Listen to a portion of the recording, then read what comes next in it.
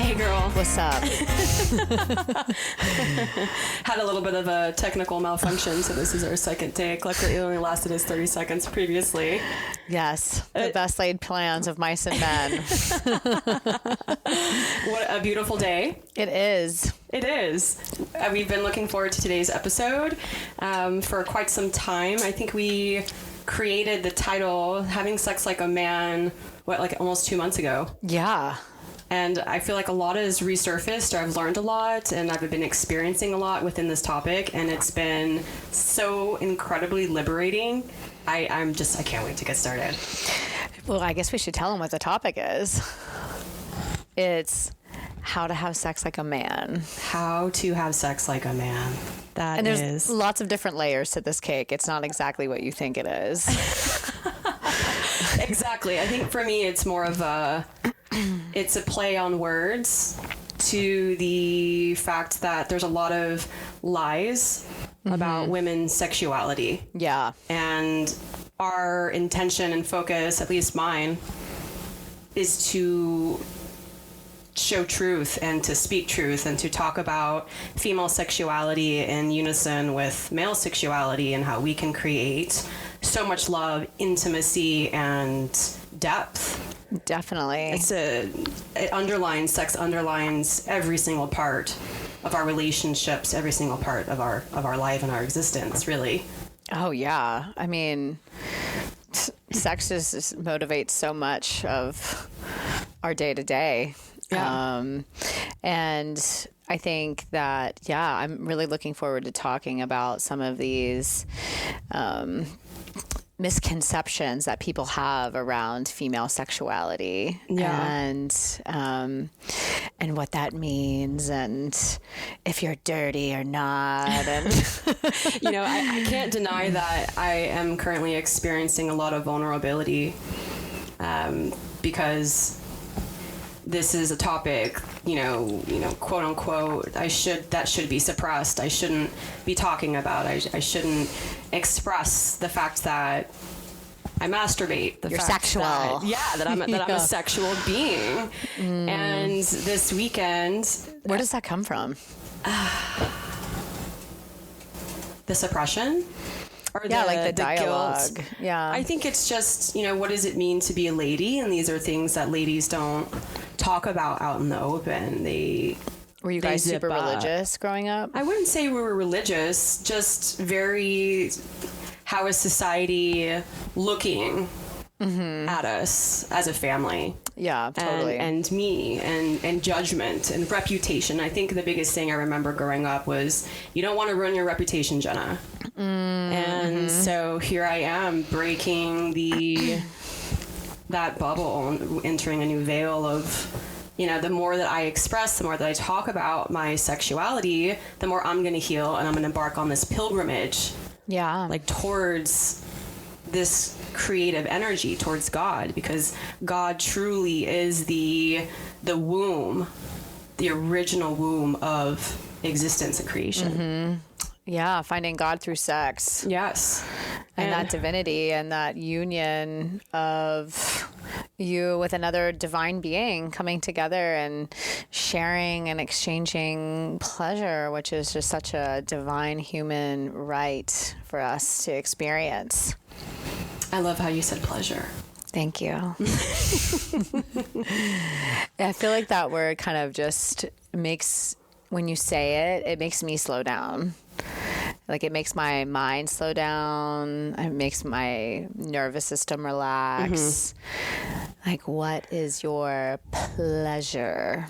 And that's exactly what sexual energy is. I'm going to dive into aphrodisiacs. So I've studied in herbalism aphrodisiacs, and I used to do aphrodisiac classes.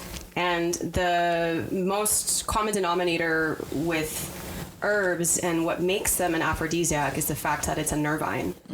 They present you. They center you. They ground you so you can fully focus and channel in to that sexual transcendence, that space. Have you ever, I'm sure we've all tried to have sex and we're worrying about the future, having anxiety. Am I going to have an orgasm? Yeah, there's a lot of attachment to it. A lot of attachment, and it makes us present and ready to accept and to feel and to dive again into that beautiful transcendence that you get to create with another person. Yeah. And especially as women, when we're all up in our head and we're thinking about like, should I arc my butt more? Is this lighting bad? I mean, I always think that moment in Clueless when she like rolls off the bed and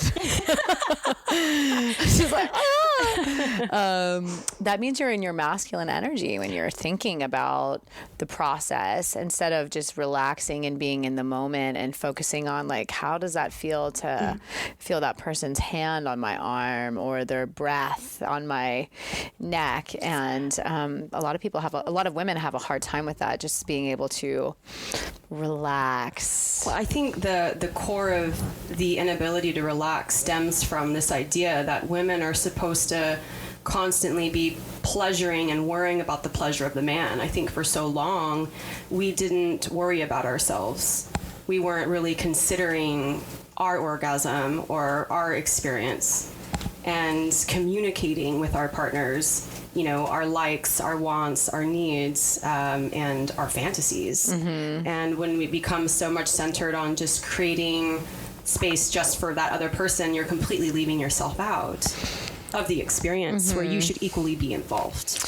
And I think what, you know, perpetuates that is that, you know, men are like shooting a gun, like they pop off quickly, and a woman is like a boiling water. She's a never ending. It takes a little while for a woman to like get turned on and warm up and start to bubble, and I think that's kind of what's perpetuated that too. Well, we go on to multiple orgasm after the first orgasm, well, clearly, but that doesn't happen for everybody, though, right? And I think we'll try to get into that, but it's usually after the first orgasm for women, it's just gotten started.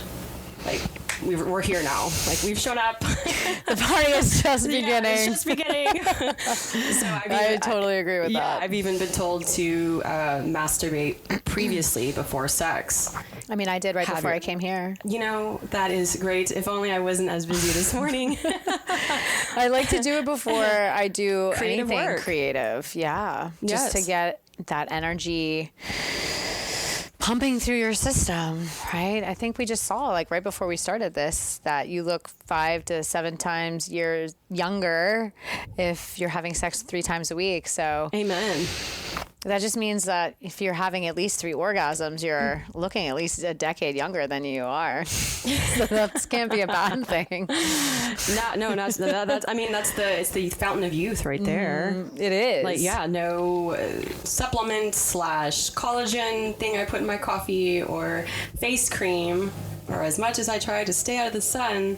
I can't do it. I just love the sun too much. No, I know, but I'm just saying, like, quote unquote, like what you're supposed to do. My mom hates it when I'm in the sun, and I'm like, it's so good for me. It is. That's my alien charge. I need to be in the sun. Get off my back, Mom. I don't need sunscreen. Yeah. No. Well, tell us a little bit about your history and your story, because you have a very solid foundation in this realm, in this topic. Yeah. I have always been so fascinated by sex in general. I was a very curious kid even, and my mom was always very sex positive, and she would just always tell me, like, that's something that you do alone in your room. So I wasn't shamed for my sexuality growing up. My mom would notoriously have these sexual conversations with my sister and I when we were in the car, so we like couldn't escape.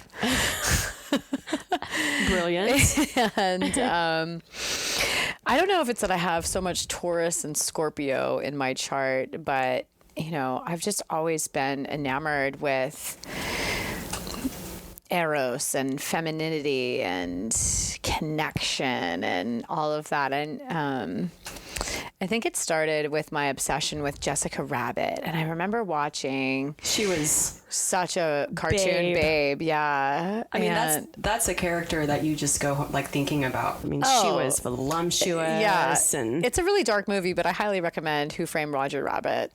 And man, I just remember being like super young and seeing her just command the energy and the attention with all this boss goddess confidence. And I was like, wow, I totally want that. And then like in 4th grade when Smashing Pumpkins Today video came out and everybody's like making out in the grass and rolling around, I was like, I can't wait to grow up. So I was like, I can't wait, this is gonna be great. But I took my first time having sex very seriously and waited for somebody that I was in a long-term relationship. It's a thing that I really enjoy and also cherish. And because my mom talked to me about sex and safe sex, I was always very safe in my sexual experience and still continue to be until this day. And so I remember just like staying up late and was watching HBO, Real Sex. Oh my God. Yeah. Mm-hmm. And so I think I always had this background layer, but I had like the shame of, I in college, I really wanted to be a sex therapist. I did too. Yeah. Well, mostly in high school. Uh-huh. And then it just ended up being too late by the time I progressed, and I progressed pretty quickly in college, but yeah, I still look back and be like, where did that girl go? It's like really fascinating what we're interested in and what we back off. But I was like, oh, you like can't be interested in that. So, through my various trainings, I started off with yoga, energy work. And when I started seeing clients regularly for energy work, I started to notice that a lot of people had second chakra issues and throat, especially women, which are very inextricably linked together. And I decided that, I wanted to be a better container for talking and holding space with people in and around their sexual prowess and energies. I've always been fairly fluid in my sexuality. I've like never shared this, but, I've been with both men and women. And I've always, as my voice crackles, I've always just said yes to different experiences. But that's what grows the depth. That's what creates the expansion and the experience. And it's not until we actually put ourselves in these types of sexual encounters that we're really truly able to explore ourselves. And there is a part of me, because I have never had sex with a woman, that I'm interested in exploring more avenues so that I can expand my realm of sexual energy and what I like and what I don't like, what I truly desire, what is being held captive, what is bonded inside of me, that it's like she's ready, she's wild and ready to be released. So I think that's a great thing, Liz. Thank you so much. Yeah. I took my sexuality like really underground. I would go to like bigger cities and kind of be like anonymous. I had some older partners that really kind of guided me through a lot of different experiences. I mean, you know the story, but I had my first kink BDSM experience with a dominatrix when I was about 24.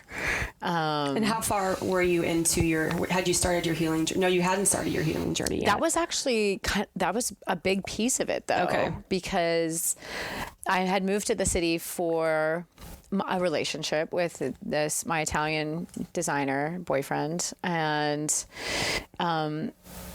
it really took me out of my center in such a huge way that when this experience with Kimmy presented itself, maybe I shouldn't say her name. I actually wouldn't mind, but with somebody, when it presented itself to me, the surrender that it took and the trust and being seen and taken to an edge.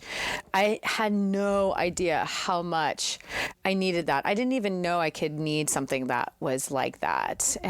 You know, I had just like a lot of stories, like if you're into, you know, getting tied up or spanked or something like that, like you must have had a crazy, horrible childhood. And the reality is that we all have childhood trauma. And so, it doesn't mean that you're messed up or weird in the mind. So anyways, that took me towards this journey of wanting to become more legit in this area. So I quit my job and rented my place out, and I went to Hawaii.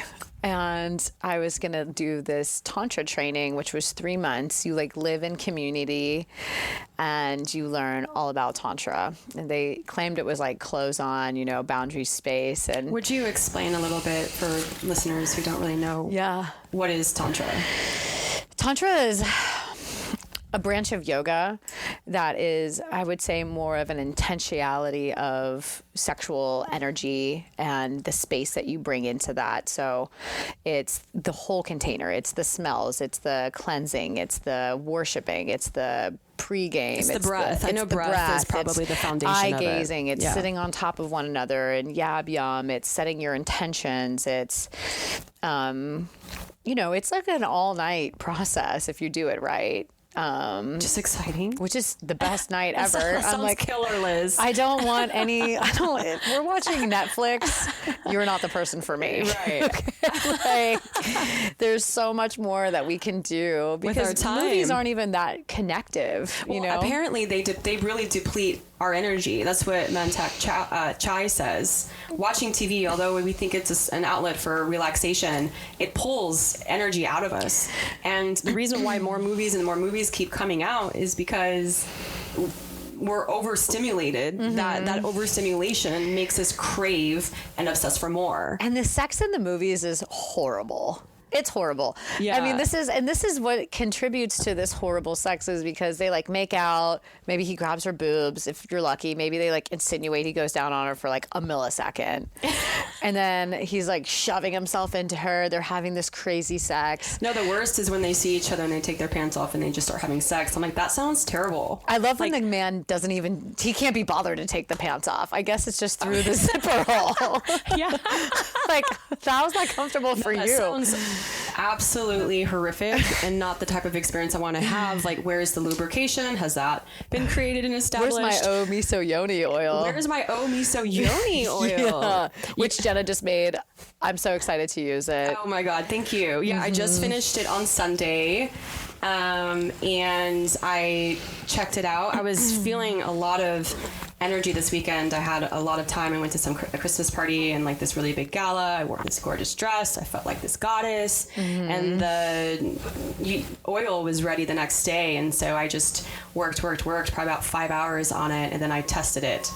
Yes. And it was probably one of the most beautiful experiences I have ever experienced by myself. What made it so beautiful for you? What made it so beautiful is that I guess I had created so much incredible energy from conversation and just being and expressing myself, that when it came down to this oil that I'm super proud of, I don't know, I just felt really confident. I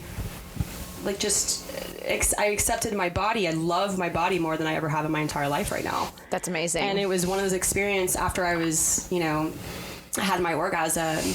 I laid there and breathed really hard and just continuously told myself, you are so beautiful. Mm-hmm. You are so beautiful. Your body is a temple. And I've never had an experience where truly right after it was just like, I could feel the energy move all the way. It was like rolling in my veins, and I could feel it through the crown and through my toes. That's sex magic, right? It was, and I created it with myself. Exactly. And to me, that's it. We have to create. We have to be the primary. Mm-hmm. We have to love ourselves and be the lover of ourselves, and then that be the primary, so that we can carry that on into partnership. Yeah. And union. So that's essentially what Tantra is. Right. It's just expanding the sensations and the play and the energy and all of that. that yumminess. But it went horribly wrong. I always kind of refer to it as baby's first cult.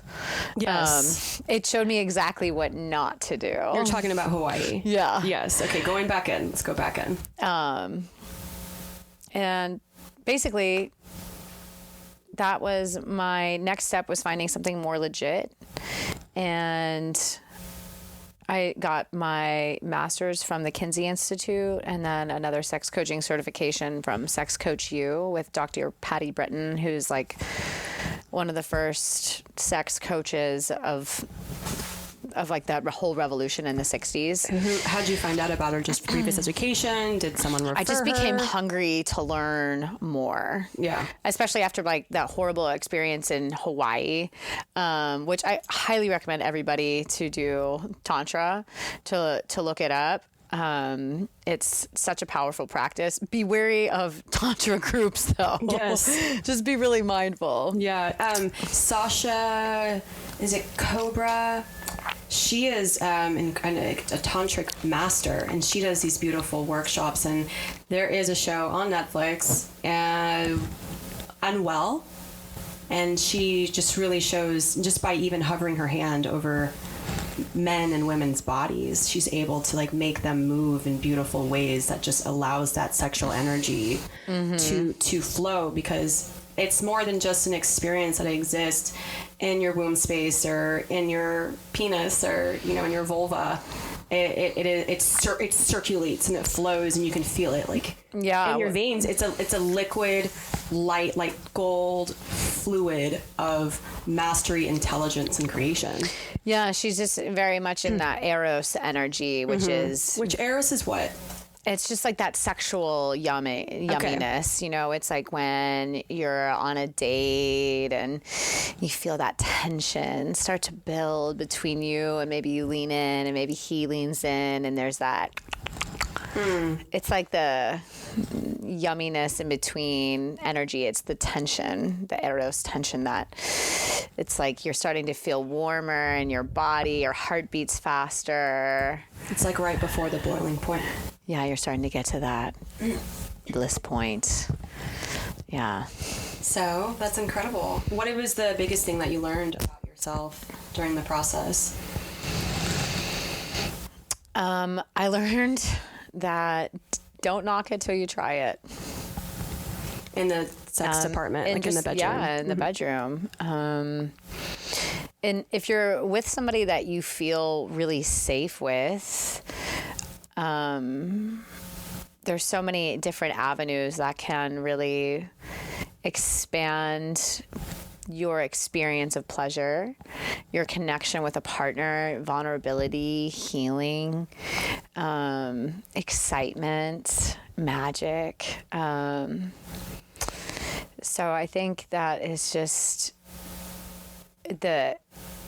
my most exciting part about that whole thing was you have to take an inventory of all these different things. Like the weirdest thing that I'm definitely not into that we had to experience is people that were into blood play. And that's when they like get hung by meat hooks and things like that. And then you'd have to like talk to the person afterwards, like interview them about their kink, about like, okay, so what do you get from being hung with hooks from this meat hook? And by and large, most people just could not turn their brains off and and get calm and get centered. And, you know, all of these different things were basically about just reaching that point where you drop in finally to the present moment in your body and like what we were talking about.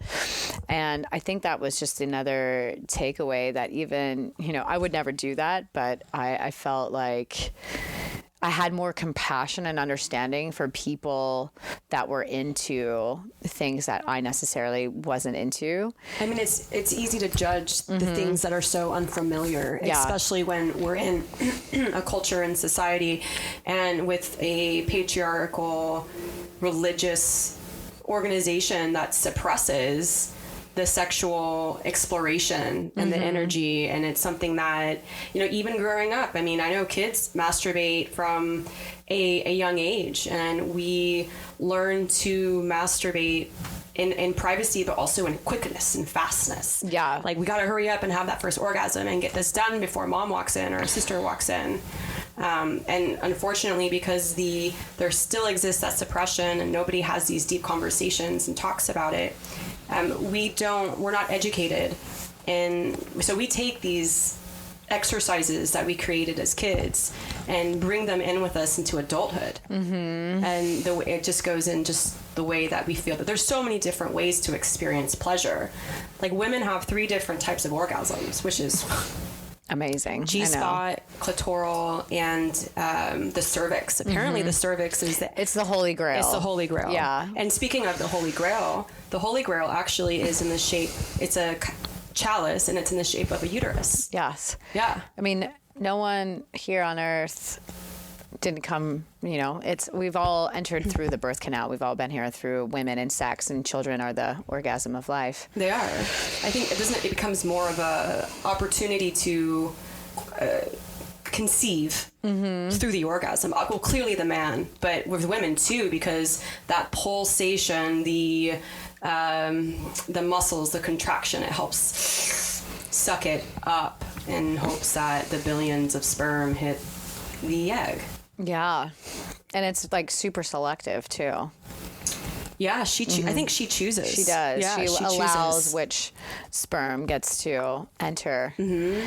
And the other thing about cervical orgasms is that, it's actually where we hold a lot of our heart trauma as women. So when you can have cervical orgasms, you're healing your heart, you're opening up your heart, and it's a really powerful practice for women. And you can just get a lovely glass dildo and do a lot of healing that on yourself too. Mm-hmm. It doesn't have to always be with partners. And a lot of the time, honestly, like, sexual healing is great to do on your own, so you have a better connection to your body, what it is that you like. Oh, yeah, because that's what you got to communicate. Because you want to be already the master and then share your mastery with your partner. Totally. So,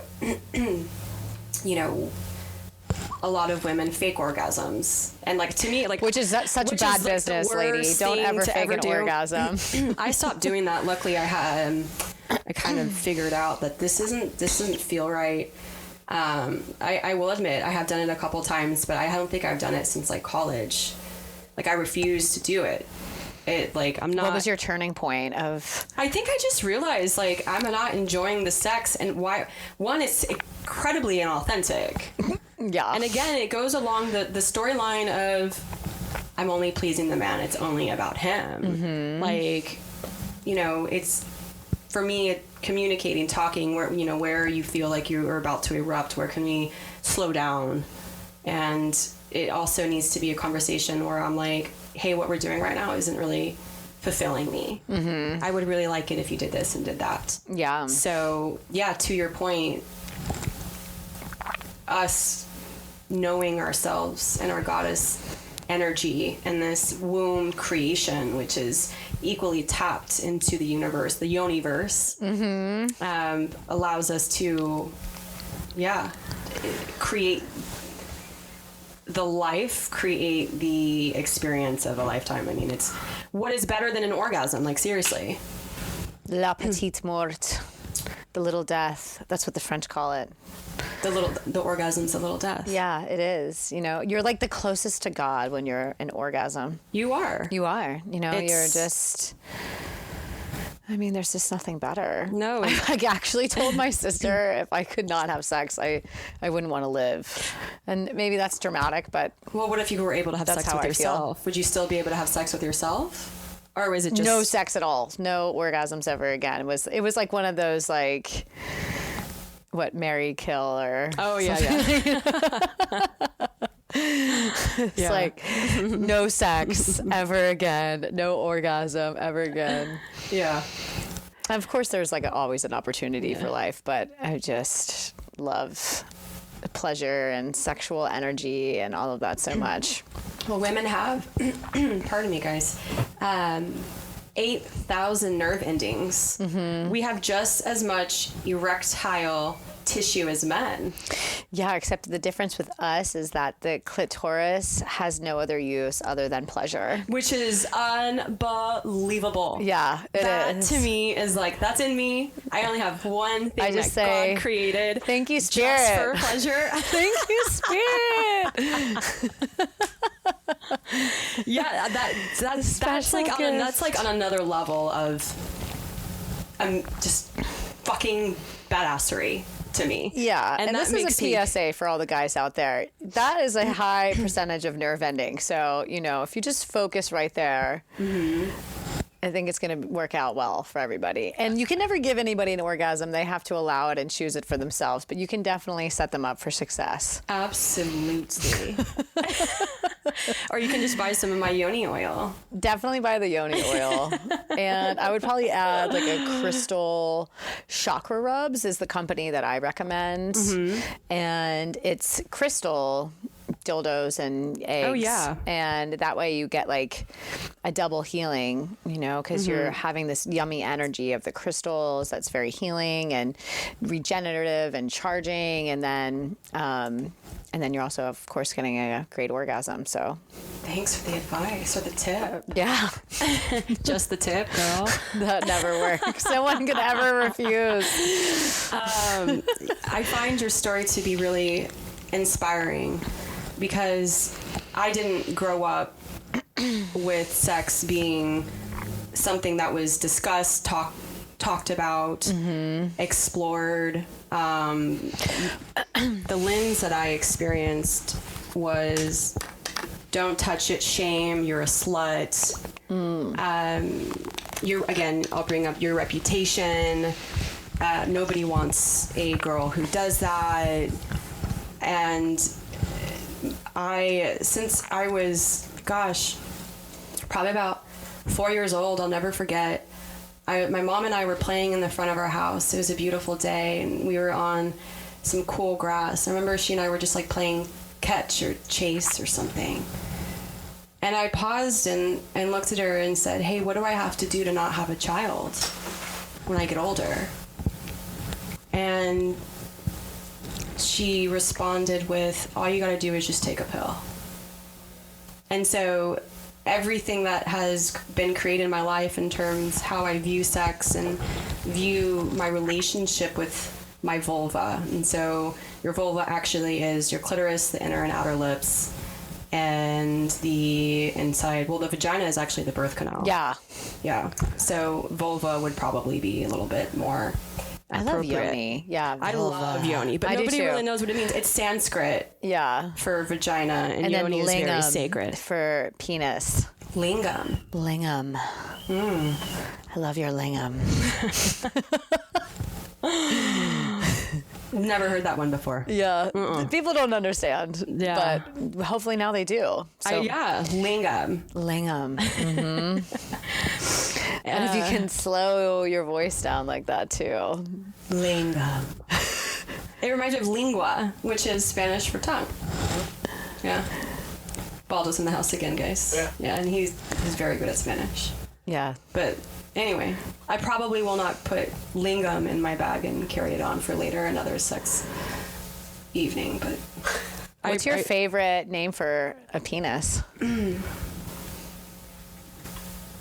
I love cock. I know. I love cock. I love cock. It's just the best word for it. But, here we go. Okay, vulnerability, Jenna. Vulnerability. We're talking about sex. We're healing through sex. I pierced the veil. Yeah. Cock is my favorite word for a penis. I mean, there's just so much And pussy, too, right? Like, absolutely. It's so...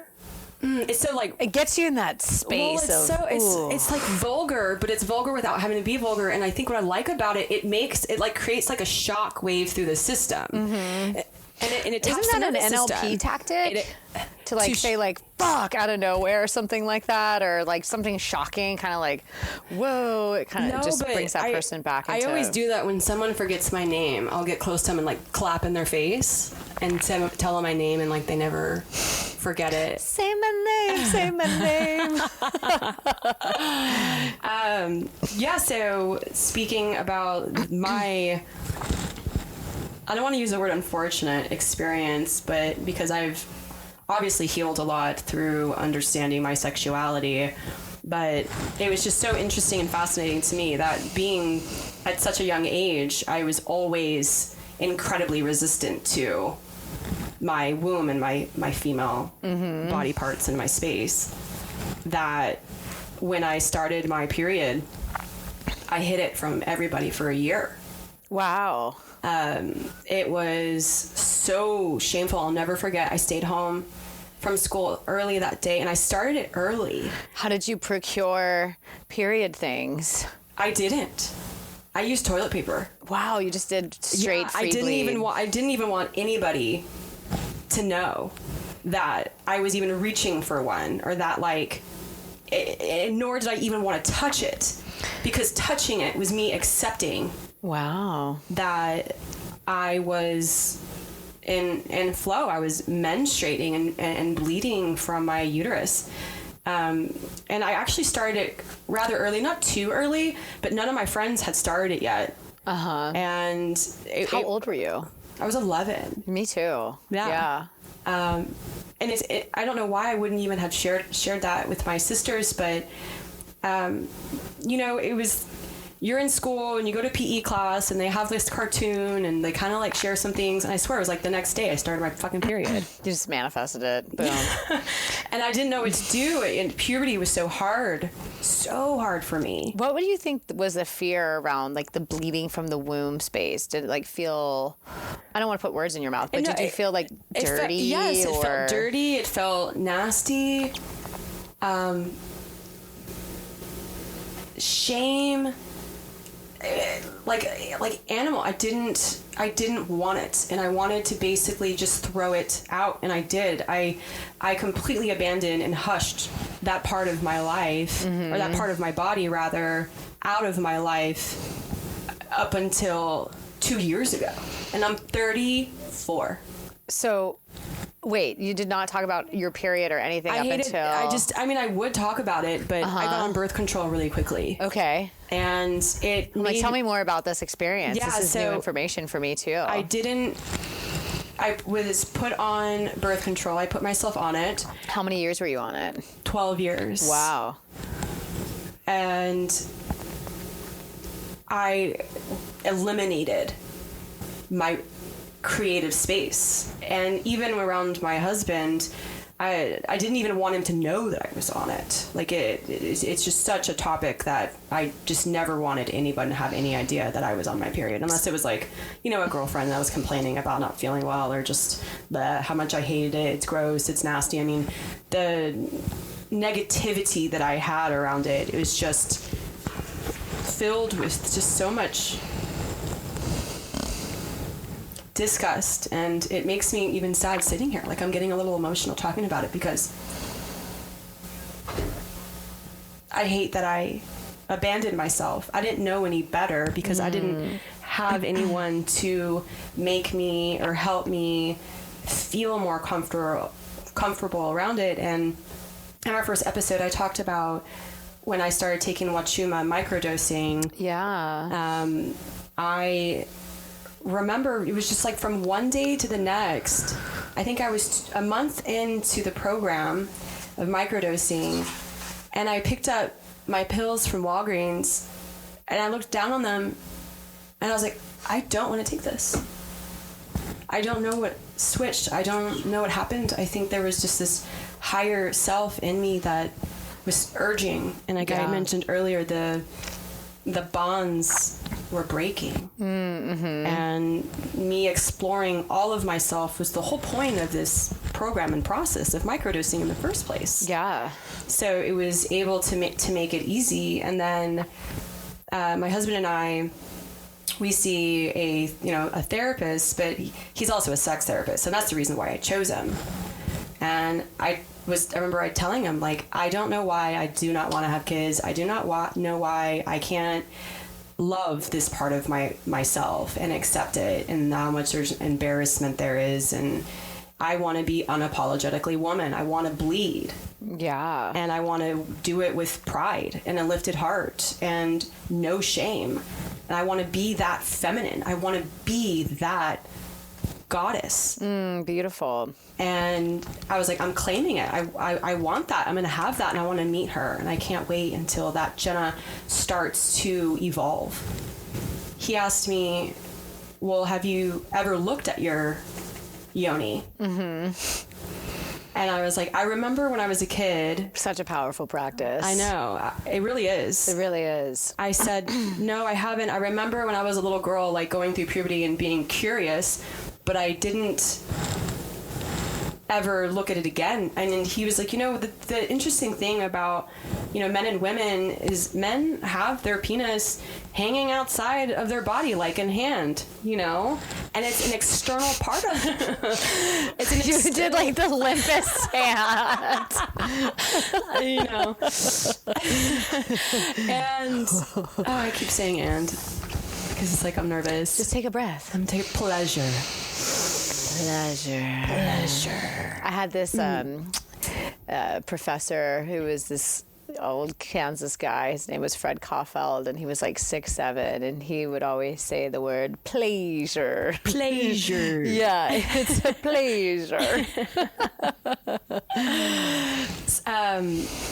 So that's why it's easy for men. It's just there. It's like a hand. It's easy access. They grab onto it whenever they pee and all the things. For women, they're like more acquainted with the daily interaction with the constant interaction with it. Mm-hmm. And for women, it's a part of us on the inside. Like, we have to really look inside of ourselves. Yeah. Which to me is, I do yoga, I practice, I love exploring my body and feeling the inside of my skin and connecting to it in ways that are liberating. But at the same time, thinking about looking was just this con-con. So I was like, all right, I gotta have a date with my pussy then. It's a pussy date. It's a pussy date. Yeah. I had my friend Courtney, because I told her about it, and she would call me and be like, have you had your date yet? I'd be like, no. Have you had your date yet? Go to Tonight's the night tonight. Oh. And part of the homework was, he was like, don't think anything. Don't do anything. Just look at her for 10 to 15 minutes. It's like, God, that's a really long time. I was like, all right, fine, whatever. And he was like, come see me in 3 weeks. So 3 weeks later, I showed up. That's your pussy prescription. Yeah. That is a your great pussy name. prescription. Yeah. I'm going to make another yoni oil that's called pussy prescription. You got to give me accolades for that one. Yeah. Okay. 1%. We'll settle. And I ended up writing notes, but it was like, alien was the first word of like what I saw. The next was, wow, she actually really is beautiful. You've got a really good looking vulva. Hey girl, hey. And I don't even think I wrote anything else. I just remember it being like, this is so foreign, but at the same time, I'm connecting to it in a way that really is beautiful. It's very hypnotizing. It's very, very hypnotizing. And I don't know what happened to me energetically. It was like, I broke something, one part of the bind came out, and as I'm slowly releasing this inner goddess, this wild, beautiful beast, the energy around me just became, I was confident. I walked into the room and I started meeting more people. Like, it was like I became magnetic.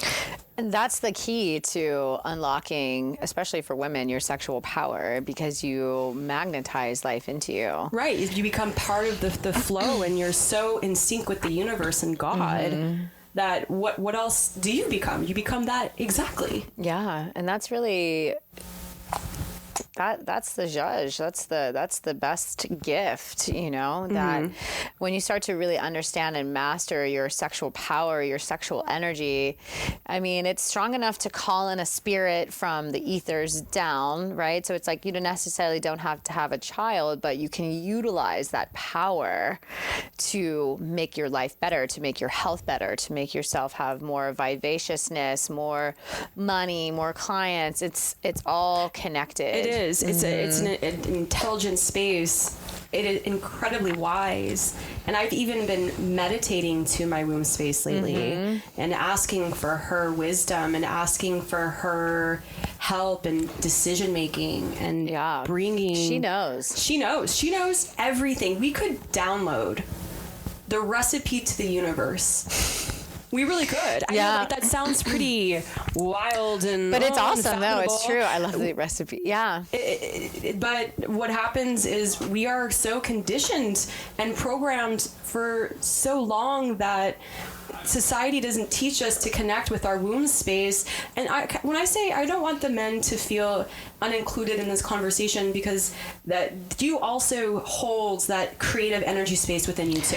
Well, a man that's not embodied in his cock is not going to be an embodied man in his life. Yeah. I mean, there's really period. I mean, there's nothing else to say. There's nothing else to say. There's really nothing else. If you're limp dick, then you're gonna probably be showing that you're like limp in other areas. You know, because you're not occupying your cock space, just like you're not occupying your womb space. So well, it's sex is health, and sexually vibrant people who channel sexual energy, who use it not for depletion, but it's actually supposed to be used for more energy. Big dick energy. I mean, more people talk about it. Energy. Yeah. Yes. That's like the guy variation of, do you agree, Baldo? What's that? It's like big dick energy and just, magnetizing people in. Men can do it too. Opens his legs. Look at him. Mansplain, But that's like an alpha. That's a confident stance, right? That's saying like, I'm open to life. I'm balanced in life. I'm rooted in myself. That's a confident man stance. I agree. It's like turns me off a little bit when I see a guy kind of like cross his legs. Well, a little bit. You're closing yourself off when you close your legs. And now my legs are crossed. Well, for our the legs are sake crossed. Should we uncross them? No, I can't. I'm not in this outfit today. I probably just had like a sliver moment. Yeah. I am trying just to contain her a little bit before she gets just a little too crazy. Like a true Scorpio. I know, the true Scorpio that I am. Yes. I don't really remember where we were going. We were basically just talking about the ownership of the sexual energy, be it a man or a woman, right? So guys have big dick energy. Girls women have are big magnetizing big vulva energy. Magnetizing. Yes. Pussy power. Pussy power. Oh, I was talking about how I was meditating to my womb space. Yeah. And I swear there has been such a shift. And just my aura, my way of being, the things that I enjoy. I wake up and I immediately just say, gosh, I'm so grateful for this life. I'm so much more in alignment with just how amazing this life really is. It really is. And how we have the power to make it anything that we've ever wanted it to be. And it's this living liquid energy that has just been flowing through me lately. And I cannot get enough. You know that feeling when you're falling in love and just like everything is just like amazing. Everything, like life is amazing. You're like kissing flowers. You're hugging the grandmas. Like essentially like raindrops falling on my head. Yeah, you're like clicking your heels as you walk down the street. Essentially, we should be so engaged in our lives that's just kind of like our natural state, right? Like we should be making love to every moment and being. Do I have something on my chin? No, I was just itching. I think, it's like almost like we're just loving life and making love to the moment because we've all experienced that, right? Because we've all been in that falling in love space and you're like, life is amazing. And you like wait in traffic for hours. You're like, it's okay. As long as you're not waiting for your lover on the other side. And, there's this breath that's really amazing that I want to just give people as like a little tool. It's called the microcosmic breath. Yes. And Mantak Tia talks about this, and so does Kim Minami. And you want to breathe from your ovaries down, up the back of your spine, up to your head. You want to do 9 swirls of the energy in your head, clockwise first, and then you go down the front part of your body, and it splashes up into your ovaries again. And then you want to do it again. You want to start from the ovaries or the balls if you're a guy. You want to go up. The testicles. The testicles. You want to go up and over your head. spin it counterclockwise, 1, 2, 3, 4, 5, 6, 7, 8, 9, and then down the front, and then up into your breasts. And then the third time that you do it from the ovaries or from your balls up and over your head, opposite counterclockwise, and then you put the energy into your belly button. Okay. And so you can keep going through that. And what you're doing is you're harvesting that sexual energy from your ovaries, from your balls, and you're bringing it up into your nervous system, up your spine. You're charging your energy. And I love to do that before parties so that I have a more magnetic energy when I'm walking into the room, because people can feel that energy. It also is, same to anti-aging, because you're pulling up that energy. It's not getting stuck or stagnant. And then you're putting it into these other pieces of yourself that contribute to a greater energy. So you're putting it into your heart space / your breast and your belly button and back into your ovaries. And it's a really powerful practice. I think the most important thing about it is I'm just starting to dive into the micro orbit meditation and breath work. I know there's one that we work with a lot, actually, with your intestines too. You kind of breathe and getting energy moving through the intestines and the large intestines, as well as the ovaries and the vulva, penis, shaft, testes. But we expend so much energy. Like, when we're kids, adolescents, young adults, I think up until about 24, we have limitless energy. Well, not limitless. It's more potent. So when we get deeper into adulthood, we kind of become more stressed out, and we have more anxiety, more things to worry about. You're growing up, and all the things that come with that. People forget to play, and that's when they start to we kind of get a little bit more on a lower frequency level, because we're so stressed out, and our energy begins to get depleted easier and easier. When our energy, our life force, our chi, or our jing, which is the sexual creative principle energy. Yeah.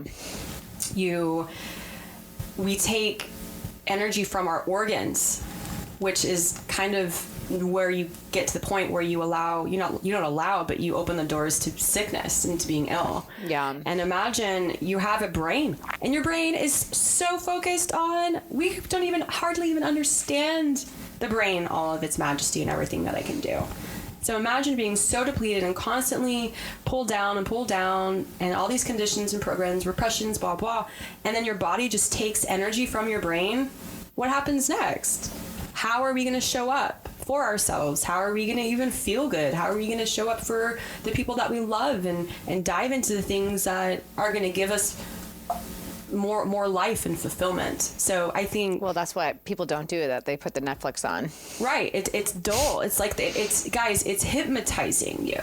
100%. Like, it's making us more asleep. I've recently just tried to pull away from it a lot more, and I'm just reading, and I can't get enough. I feel like a sponge, and I want to expend my energy resourcefully. I want to learn. I want to educate myself. I want to use this untapped sexual energy that exists within me, so I can be here as a human and being a deep playing character in my life with energy and love and lightness and enough energy to even work on my shadow, have enough energy to heal. So that's my rant on that.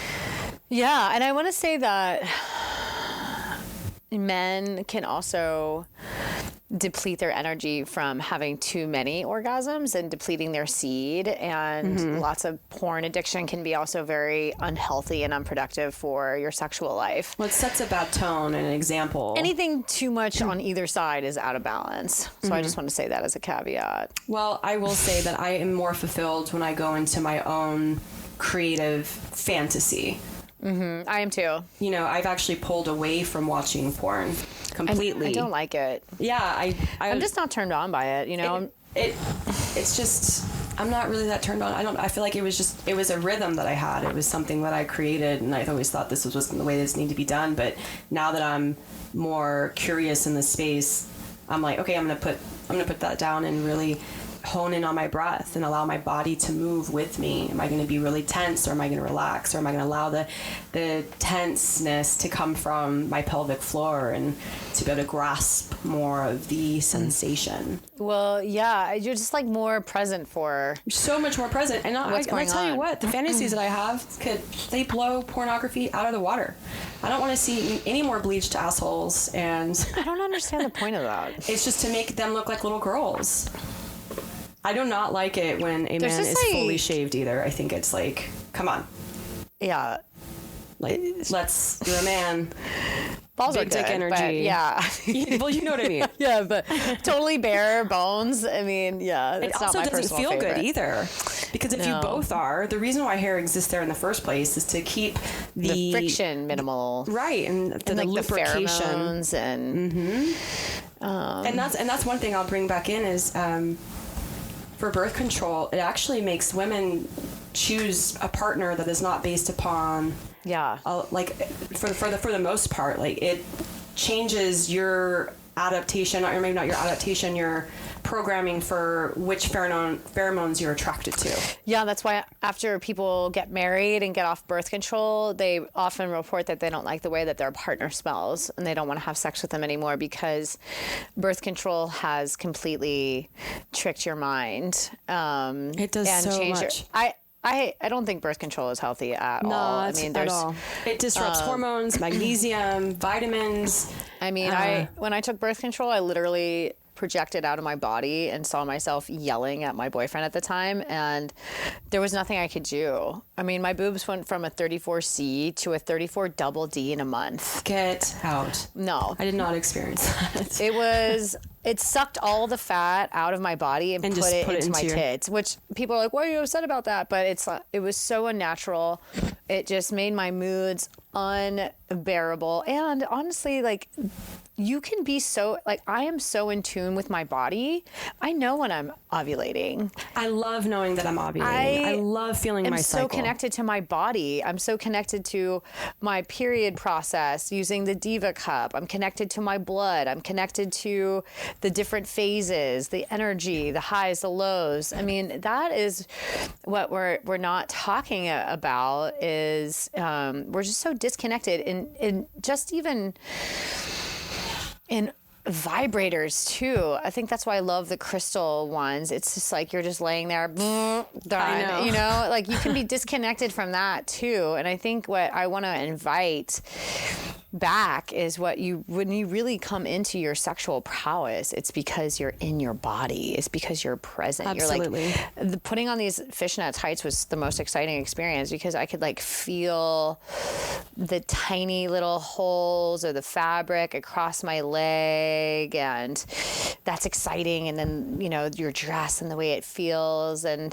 that again is being in our feminine energy. We've been sold this lie that it's like whips and chains, handcuffs. I mean, and it is because it's fun, but it's also about getting out of your head, relaxing, slowing down, and sensuality, feeling, senses, taste, smells, all of the things that create what it is to be alive. Yeah, and that's how to have sex like a boss babe, right?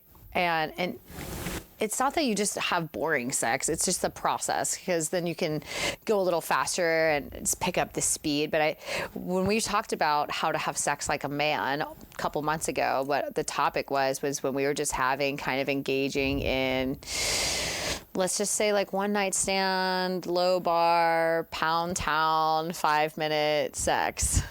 At least that's what it was for me. Like, is it all as cracked up to be? It was just like shallow sex, you know, and I think traditionally that's how the media paints the picture of guys being great and bros just crushing it. Is just, you know, yeah, I totally had sex with that girl. It was a big 5 minutes. Yeah, I got her home, guys. Cool, high five. I'm not even sure they talk about getting her off. It's more about like, I fucked her, and that's it. Like, and I think, did you fuck her good?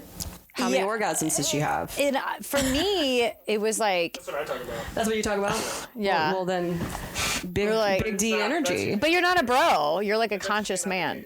He is a conscious man. He is a conscious man. Yeah. What do you guys talk about? It's usually how many. How many times? How many girls? Yeah, how many girls? How many girls? Yeah. Oh. Just like the notch. See, right, yeah, like that's the notches. Mm-hmm. And when I was having sex like a man, it was like how many? It was just that I could have sex with somebody and not feel anything for them. It was just sex. I fucked them. Right. And that was for me how I used to have sex like a man. You know, just very emotionless and just... Yeah, just kind of that banging it out for the sake, you know. I never was someone who had sex like a man. Mm-hmm. I only had sex in relationship. Like a woman. What? Like a woman. Like a woman. I guess I had sex like a woman. Like a lady. Like a lady. And I've only had one night stand, and it was how they do it in the Discovery Channel.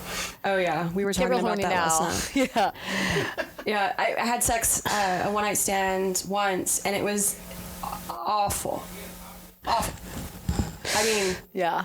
Oh man, like, and then after that I was like, this is it. This is supposed to be something like, yeah, I got home and I got on Tinder and I was able to hook up. Yeah. No, that hookup was like, I've had like really bad one night stands, like just kind of drunken hookups, and then I've had like meet somebody traveling, kind of like before sunrise vibes, when you have this like amazing experience and depth and lovemaking. And I think that's also a reason, a season, or a lifetime was something I had to learn too. I don't have sex like I used to in college, that's for sure. Definitely not going for the numbers. Well, I have more respect to it. Well, you choose whose energy. Yeah, it's like whose energy do you want to dance with? Your auras mix and mingle, and a part of that person and their insecurities and their shadows actually attached to you. Mm-hmm. It's a very sacred moment. Yeah. And you kind of, in essence, become singular.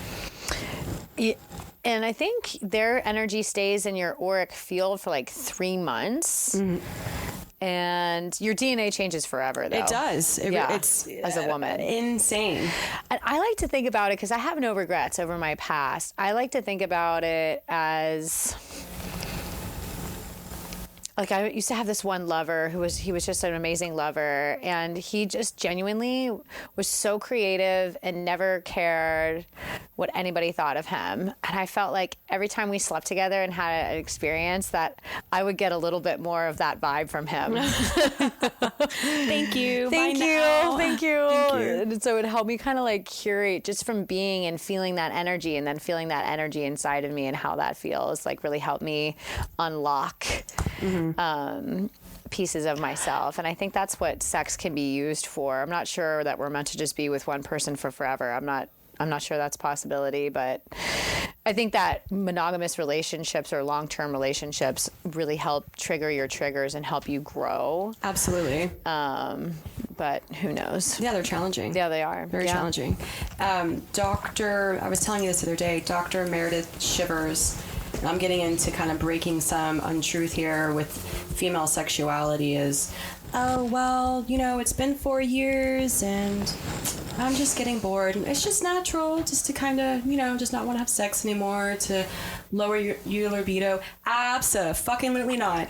So that's like nails on a chalkboard. Yeah, we are more perverts. We are the perverts. So what she did, she's a sex researcher. I think it's fascinating. She tested women and men and put equipment around their genitals, made them all watch sex, homosexual sex, heterosexual sex, and monkeys having sex. I know, I couldn't believe that. The women got aroused through all of the videos. No one's safe. Nobody's safe. Not even animals. The men only got aroused to the heterosexual videos, or if they actually were homosexual, they would get aroused. I think that's really interesting, because I bet most people would say that it would be the guys and not the girls. About getting horny over monkeys fucking? Yeah, because I think that's, again, like, women aren't horny, women don't want it as much as men, and that's totally a lie. It is a lie. I mean, I was telling you in Discovery Channel again, I do remember seeing lions having sex and being like, That Me, looks yeah. really nice. You like that little ear nibble, huh, Jenna? Yeah, I do. Little kitty nibble on their ear. And I remember my The sister, little lion ear. I used to tell my sister Margot, I used to think that Simba from The Lion King was really hot too. Yeah. So I think I just have a thing for lions. I mean, yeah. I'm like half joking, but mostly joking. What'd you say? You do you. I mean, I do me. Like, I literally do me. Somebody once told me to fuck myself, and I'm I like, screamed absolutely. every day. Every day I do. And they Yeah. were like, what? Mm-hmm. But yeah, you got them back. I did. I way to took a turn it mirror around. to their hateful comment that they tried to make hateful and mean, and I shined it back on them. And I was like, I'm rubber and you're glue. everything you say bounces off me and sticks to you. Right? Oh my gosh, that's amazing. 1000%. I feel like that's a really powerful spell. It really is. I mean, you are magically Words create magic. turning it things. around, and yeah, you're creating a nice shield around yourself too. Screw you, dude. Rubber. I'm rubber, you're glue. I'm rubber, you're glue. Speaking of rubber, we'll talk about condoms here, I guess, for a little bit. Okay. Is that I know there's certain people that are very much like, no with the condoms, or yes with the condoms. I'm pretty indifferent.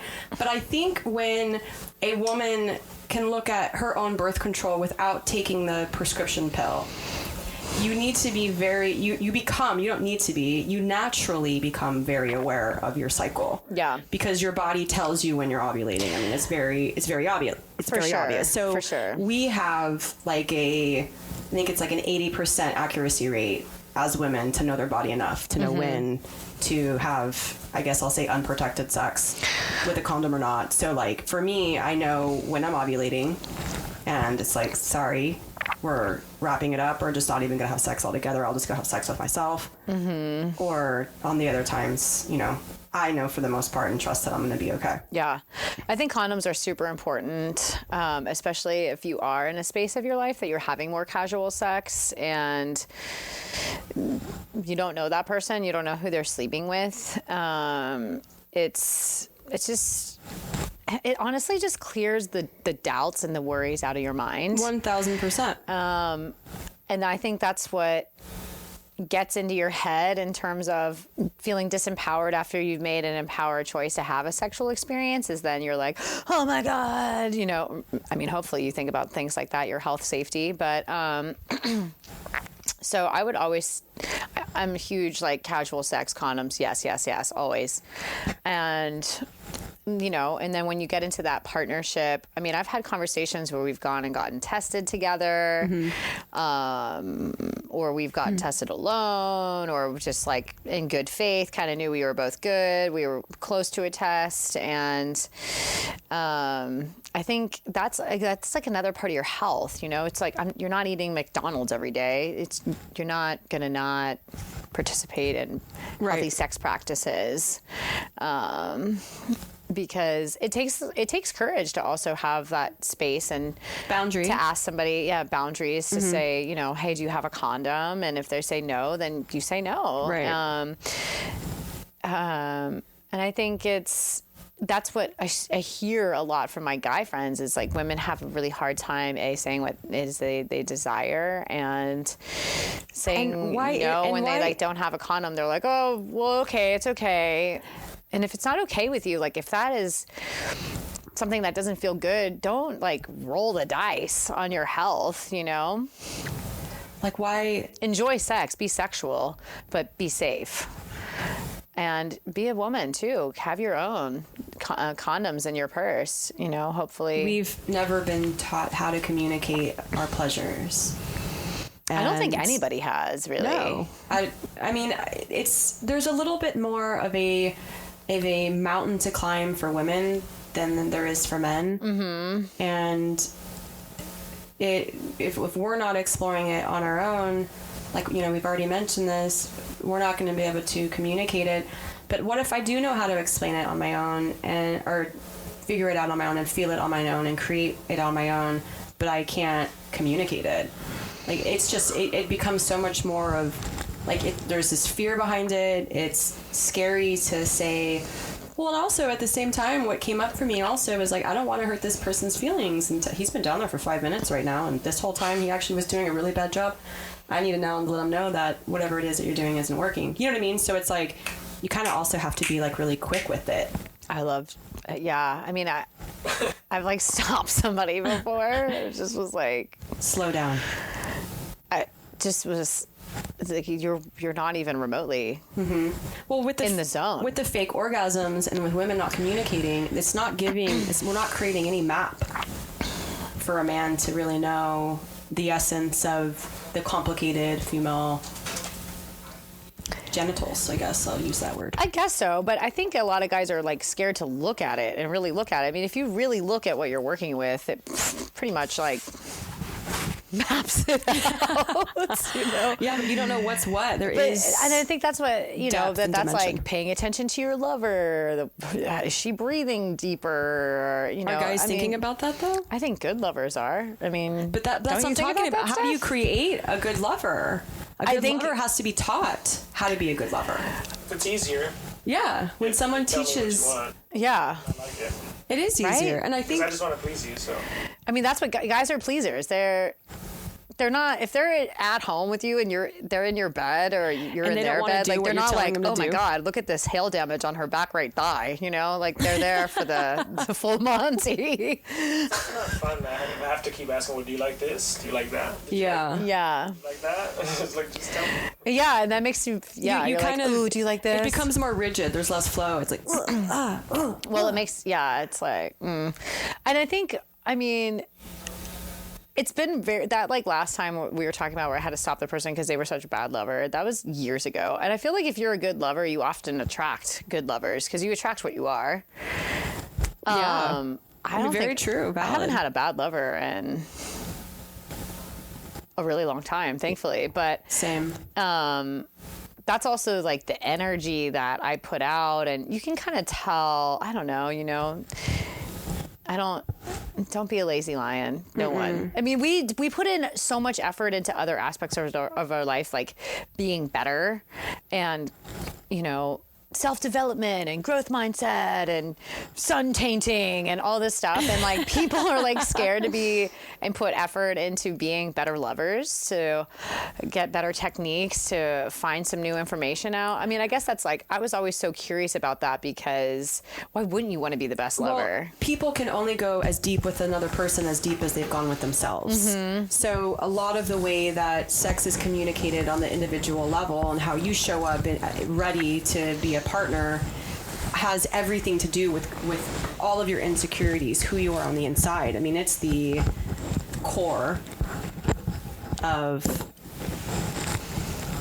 the whole of, like, sex is the very core of all of us. And every little issue that pops up will pop up in the bedroom. So, you know, if you have one person who is super open and, you know, has done so much healing work, and then someone who really hasn't done much, it kind of starts to become where you have to invite the other person to feel more comfortable so they can join you on the level that you're on, or you just become sexually incompatible.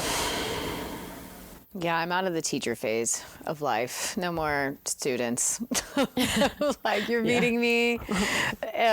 You're meeting me at this level. Right. But, you know, there still are some people out there who are probably really curious about how do I invite a partner into this space that makes me feel very vulnerable, that I deeply and desperately want to experience. I think that's like how you say it. You know, I'm feeling this curiosity. I think that's easier than actually stating what it is that the fantasy is. I think admitting and opening to what the fantasy is in the first place is where it gets really shaky. But that's like where the liberation is. Because absolutely. Half of like having a fantasy doesn't even necessarily that you do the fantasy. It's like that you have stated it. It's like now it's out in the open, right? And I guess that's like the one benefit of porn that they found is people that have fantasies.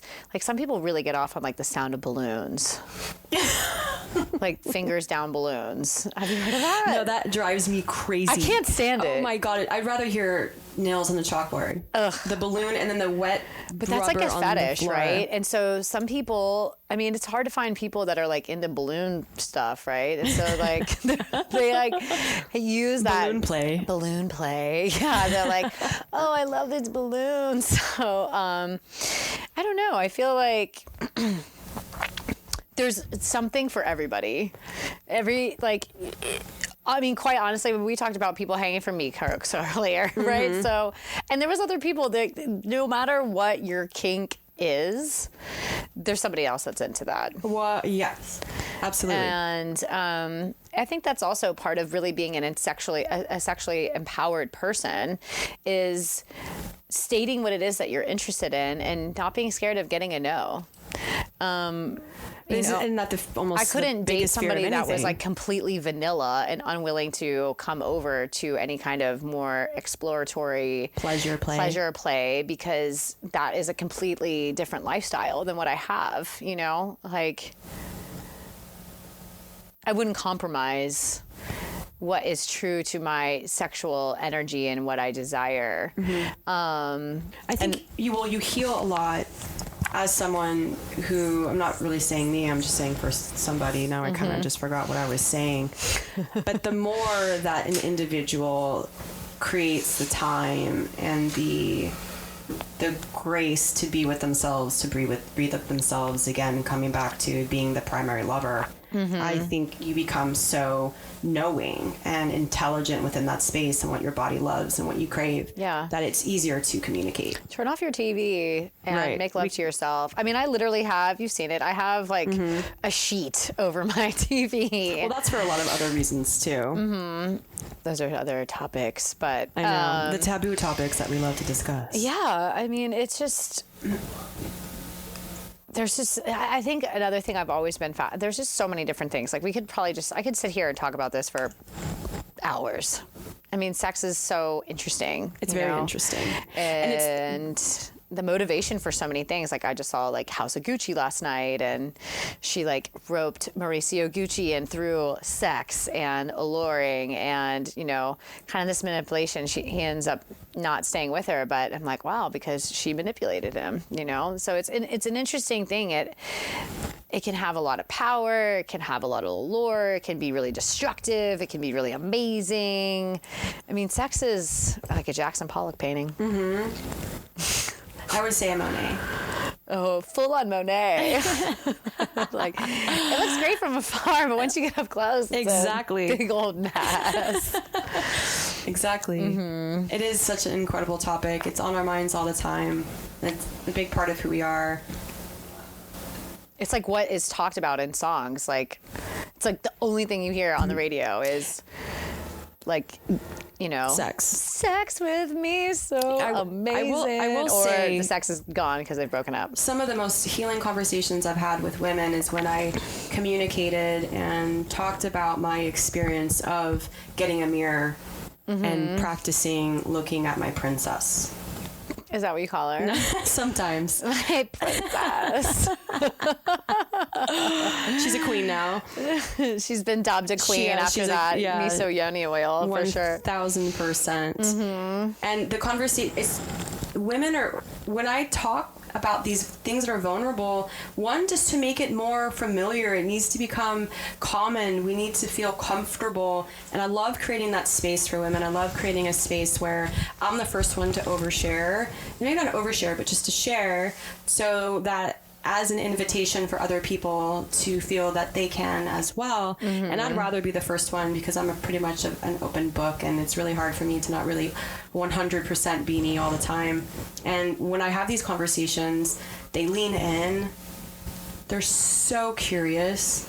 They're I mean, who doesn't want to talk about they're just something interesting? Just women in general looking at their vulvas, their yonis. Well, how about when we went vintage shopping and I was talking about cock worship, you know, and how to really give a great blowjob. And I mean, everybody was like on the end of their seats, like, oh my God. They're like, I don't like giving blowjobs. I'm like, what?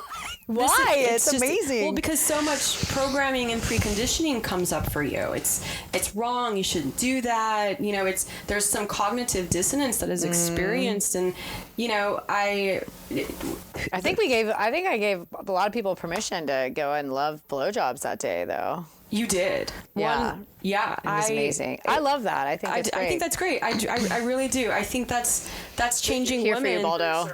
Yeah. Thank you for your service. It's I'm just here making the world a better place. Yeah. It is a service, By you showing up that way. We talk about the same thing sometimes, like when you have good sex with the woman because there's good pussy and there's bad pussy, right? Just like good cock, bad cock. Women can be boring too, right? So I just did a bunch of guys a favor because now she's open. She's like, oh, that's what's up. It's like there's all these underfucked women and all these underfucked men, and so I think that's what's at play. That's what's making them bad lovers, is because one, they didn't have a teacher. Two, they're so vulnerable, they don't even know where to go, how to do it. Who are these lovers though that aren't giving you this feedback? Like, hey, stop being a lazy lion. I had one lover who got really uncomfortable when I was like, hey, you came way too quick. Like, can you slow it down? And he got so mad at me, he got up and left. Well, that's a sensy subject. Clearly, there is a lot of issues going on. So that's what I'm saying. Well, that's probably how he practiced masturbating. It's just like rushing to come, which is a lot of guys' issues is they just bang it out real quick. And so they kind of just train their body to be really fast, which is they're hiding satisfying. It. They need to hurry up and get it over with. I remember telling somebody to masturbate before I came over. Yeah, because it was just not worth my time. It's otherwise. I think that's a good practice. How long I think both people need to. How long? Yeah, it depends on the day. How long? What? Like, what would you say average would be? You take masturbating. Like, how many times a week do I masturbate? It takes me 10 minutes. It takes you 10 minutes? No. I don't know how long. I don't have an answer for that. It depends on the day. It depends on the day. Sometimes it happens really fast. What have I been thinking about all day? If you've seen me out, I've been masturbating beforehand. Yeah, like every party, every dinner. It's like part of my getting ready process. Like it's an important exercise because you're in that space and then you show up ready to mingle because you're filled with all that principle. Yeah, you just energy. Got that judge. It's my beauty secret. I've done 5 minutes all the way up to like 45. Yeah. I mean, and sometimes 45 gets a little. Sometimes there'll be some moments. But I'll go back for more. I'll just keep going back for more. After the first. It's like I'll have like many orgasms and then I'll like get up and clean or like put some clothes in and then I'll go back and do it again. Yeah. So there's nothing wrong with that. I think that's liberating.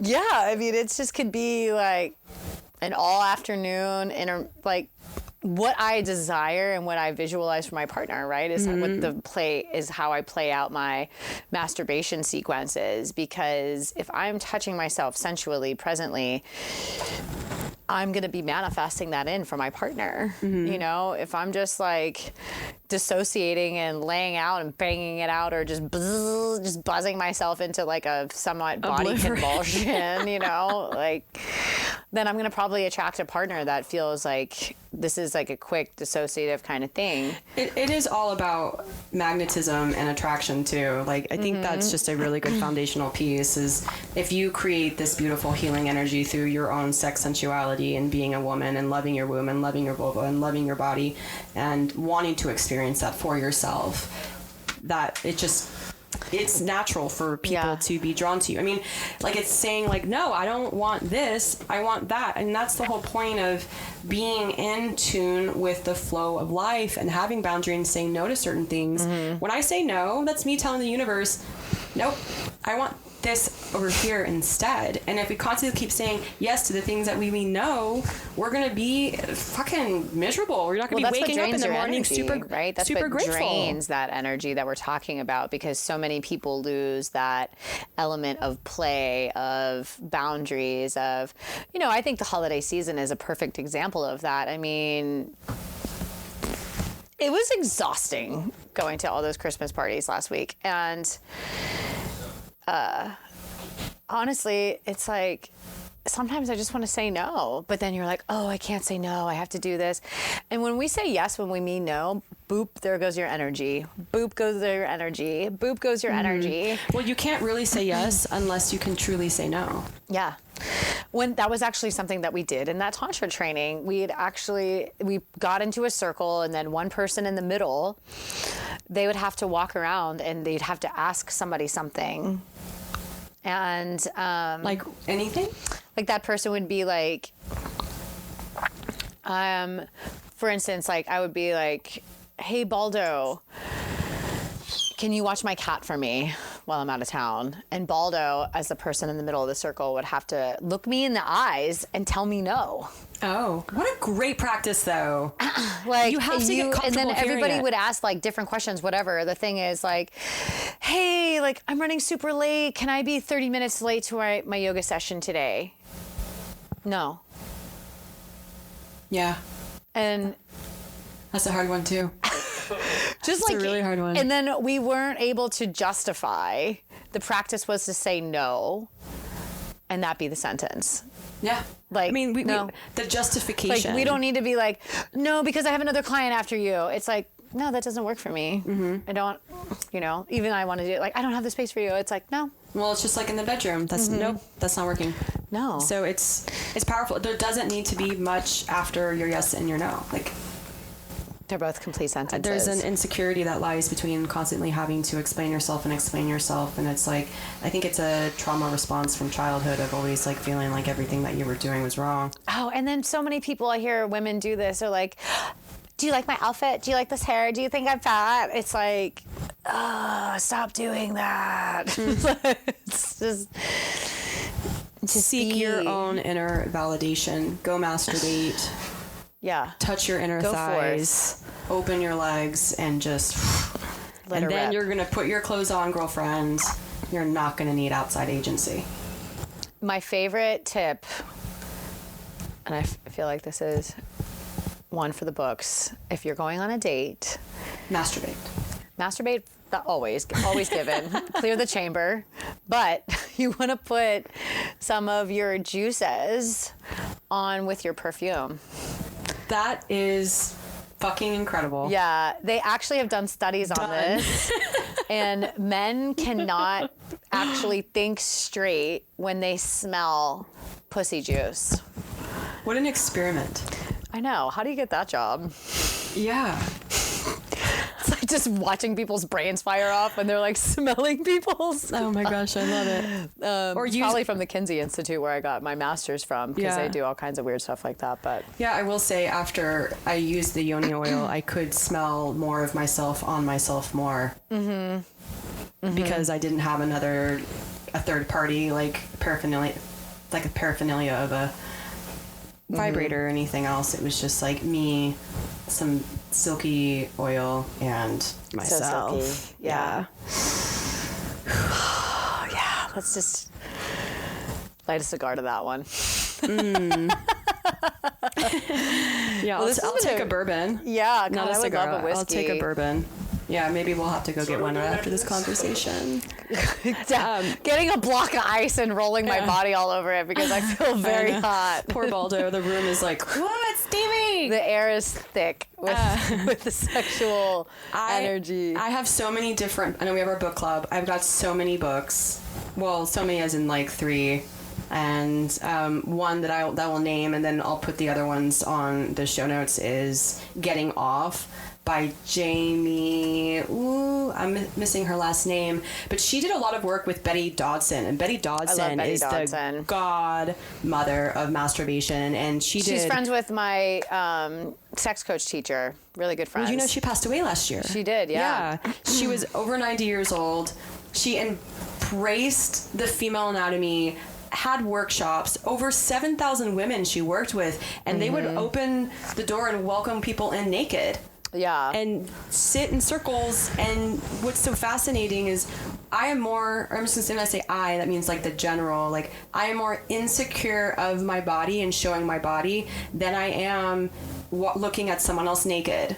Does that make sense? Yeah, so that it's totally like makes sense. we all feel more insecure about ourselves, but when we see somebody else naked, we don't really think anything of it. We think everyone's beautiful. So it's just interesting how it kind of works that way. So the whole exercise exists because it helps women feel more comfortable, one, being around other naked women staring at each other's vaginas with mirrors, but I love also it. I think it's so important. It is, and teaching them how to have an orgasm and how to hone in on this sacred cosmic energy. And I know Betty Dodson, if you guys ever want to check her out, YouTube videos, and I got stuck reading. God, what's her book? I've read it was before. Was it something, intimacy? I had to read so much of that, so many different books. Yeah, for her art, the articles, I've read it. The content, the blogs that they have, I find to be so incredible and celebratory, but also it makes a really beautiful stance. It says,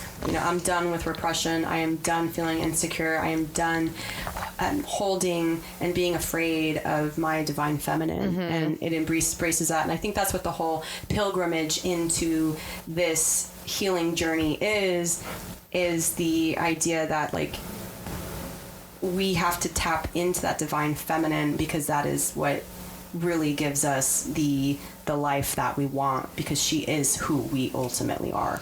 Well, so many women are really masculine in their energy these days. They're not. Well, they have to be. Like, I think there's some women who hate it when men open the door for them. I'm like, are you kidding me? It's like, breaks my Opening heart. a door is like, the car door, any door. It's like, it's so.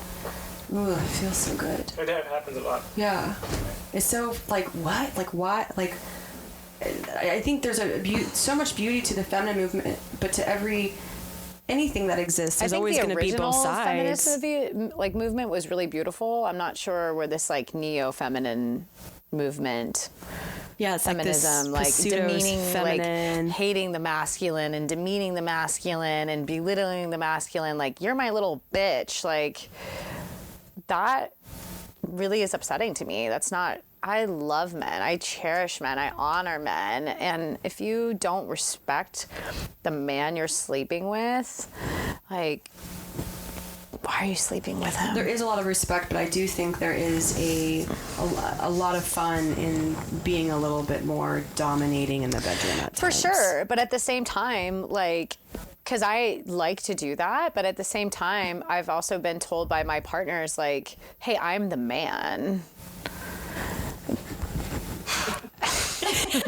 Like, well, no, because if you show up feminine, they have to show up masculine. It's me too much in my masculine energy, and they're an alpha guy. Like, they don't want me. They don't want another dick in the room. So I think it's an important balance to be. I call it a courtesy choke. I mean, I love giving a guy I'm with a good, strong courtesy choke. I think that's exciting, and I love sexy. It back to me. But it's something that I've had to get really mindful of is not being overly bearing, because I think that's kind of like that neo-feminism. I know, like, a lot of people peg their partners and things like that, and that it's nothing I haven't done, but it's just I think it's you feel like do you feel it to be belittling? Is that what I'm kind of? I mean, it's not belittling per se if it's what somebody wants. I think you just have to be mindful of the energetic and how long you're in one role as and that's not every guy. Some guys are more soft, but I think the guys I've been with, they're like, I'm cool with you, like, bossing me around a little, and then I do like the back and forth. Yeah, I like the back and forth. The back and forth for me, that's where it's at, because I definitely want to be thrown around, and I definitely want to show some form of, like,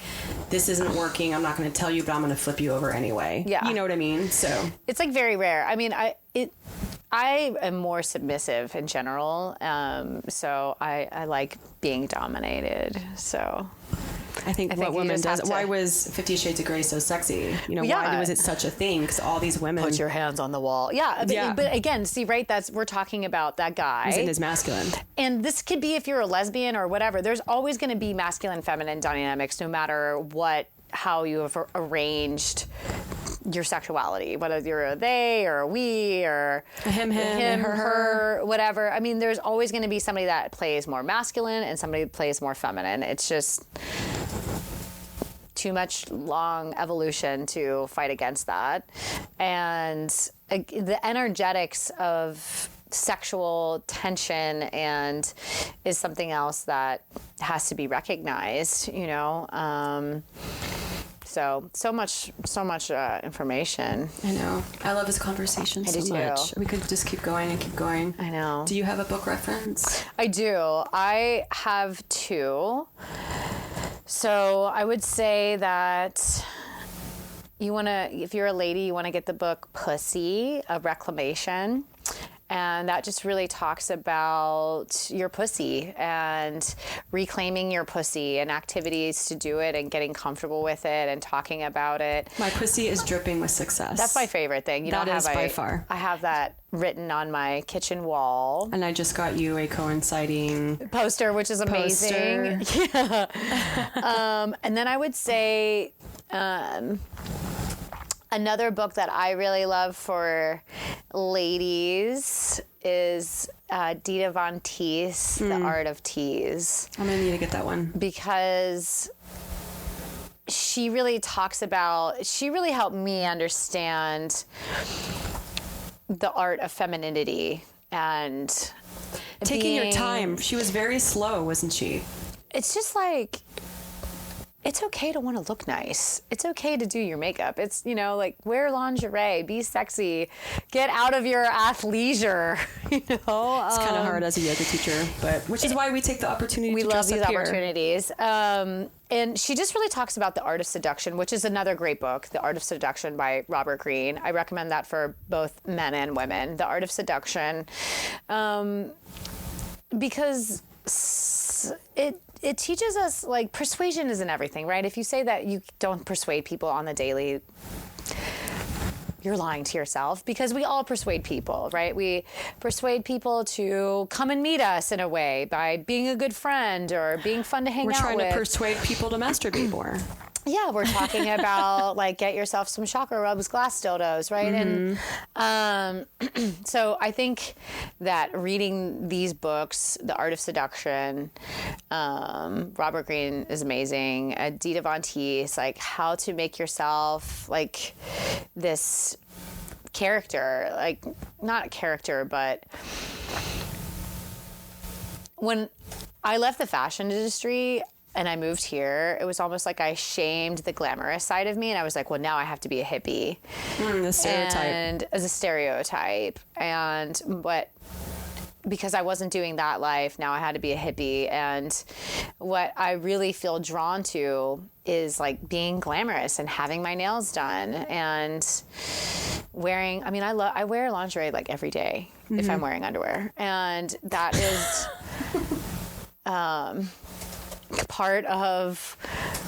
I can't not wear underwear. Really? I used to not wear underwear all the time. I hate wearing. Yeah, but now... You gotta let her breathe. Now, you do, but it just... I don't know. Now I enjoy putting the lace on. I enjoy the different colors that I have in my... Both are great. I think it's just, like, whatever... Sexiness starts from the bottom and up. Exactly. It's right? from so here and it goes it's upward. whatever makes me feel sexy. So I might not have a date, but I'm still going to shave my legs. I'm still going to shave my bits and my armpits, and I'm still going to be getting my nails done. It's like, I think a lot of people wait to get in a relationship and then they to start like grooming themselves versus like, or I've been in a relationship for a long time and I'm kind of going to slow it down. Yeah, it's like you want to meet that person like you're on a first date all the time. I think the biggest relationship killer is losing appreciation and losing like that ability to still show up, to be on a date. Like, think of when you first meet somebody, you're like trying hard, right? You're like getting the makeup on, you're getting your eyeliner right, you're smelling good, you're smelling eating right. the salad at dinner. Yeah, you're like, which would never be salad, me. no dessert. You're taking care of your body, you're out there, and when people like get the idea that, oh, I've got this person, or they're just like, now they're stuck with me, or we're married. They stop losing, or they stop investing, right? They stop investing in themselves, which makes their partner stop investing in them. They let themselves go. Yeah. And a part of me looking good, not only is it for me, but it's for my husband. And I also dress for the ladies. I love dressing for you. Big dresser for the ladies. Me too. You know, and a lot of women dress more for ladies than they do for men. Because sometimes, like, I'll wear something amazing, and Eric will be like, "What's that you got on?" I'll be like, "Excuse me, this isn't for you. This is for someone else who can appreciate it." But I agree. I love walking. Brother Eric is definitely always appreciating it. Definitely always appreciating it. I love walking down the stairs with heels on, makeup done, cute bag, and like a great outfit, and just like, you ready to go? See, that's like one of my guys told me like a long time ago. That's why he loved opening the doors for a woman, because then she's walking in front of them. And you get to check them out. Check out and the goods. To me, the back body is the sexiest. It's the sexiest. The back, the silhouette, the shoulders, the nape of the neck. I mean, I do love me some really nice titties, but I really prefer the silhouette. I'm a back person. I was thinking like geisha style when they like present their wrists, which was so like, I know, but it shows you when. That's the art of seduction. Mm-hmm. You show somebody a wrist, and they're like, "Oh my god!" Even a knee. Know? I know some people get really turned on by knees. But it's really about like. Yeah, just having, again, self-awareness, being in your body, being relaxed, out of your head, allowing creative that in your space, expressing. To be there. Yeah. I love expressing myself through clothes. I don't know if you've ever just hung out or gone on a date with, or somebody that's like an ice block. They're like, don't have any emotion, or just, they're not animate. They're kind of just like, I never remember those people's names, you know? No, I never did. I'm very blessed. I choose personality and like the way that somebody makes me feel, and then looks. I'm sure they're a part of the equation, but they don't really come in until later for me. I want spirit, I want energy, and that's kind of where my juices will get flowing, and then it kind of goes deeper into the deep attractive state. Yeah. That's how I function. I love it. Me too. This was a great episode. I hope you guys enjoyed these very taboo pussy cock type conversations. I had to end with that. Pussy. Get more comfortable touching yourself, being with yourself, expressing yourself, and feeling that sacred energy, that light, that liquid gold that is. It will completely change your whole world will change. Your whole world really will change, and you will magnetize all the things that you want. People will slowly exit your lives who aren't even supposed to be there, and then you'll just embrace more of the creative side of this world. We get so linear, it gets so stagnant, it gets just so with trend and certain beliefs, and everyone's looking the same and wearing the same. To me, that's just like. That's the state of death and regression when all these people are constantly looking the same. It's you show up and you through like who you are, and you exemplify that through your spirit, clothing, and let your freak flag fly. Whether you masturbate 5 times out of the day or not. I think it's great. I do too. Yeah. We love you all. We love you guys. Thanks for listening. Ooh, go take a cold shower. We're about to have some bourbon.